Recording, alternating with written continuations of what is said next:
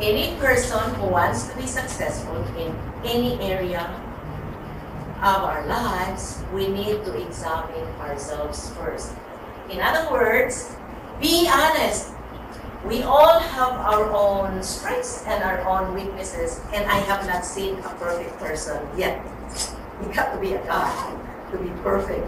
So you might as well take stock of your strengths and weaknesses.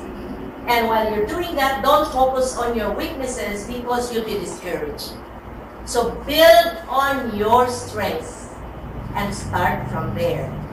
And at the same time, take care that you fill in the gaps, whatever weaknesses that you have, by continuing education, by getting a coach, by getting an image consultant.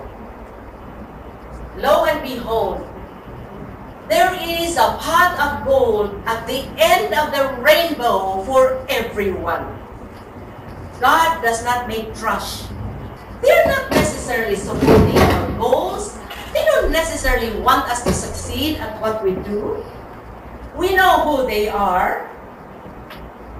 Sometimes they even create some rumors that may be detrimental to you. Guess what? Who cares? Be a Teflon man or woman. When it rains hard, be like a duck.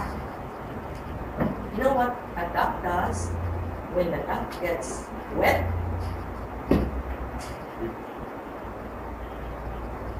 Instantly, just a little shrug of the shoulders, dry. The duck, the Teflon person, does not get affected by negative people.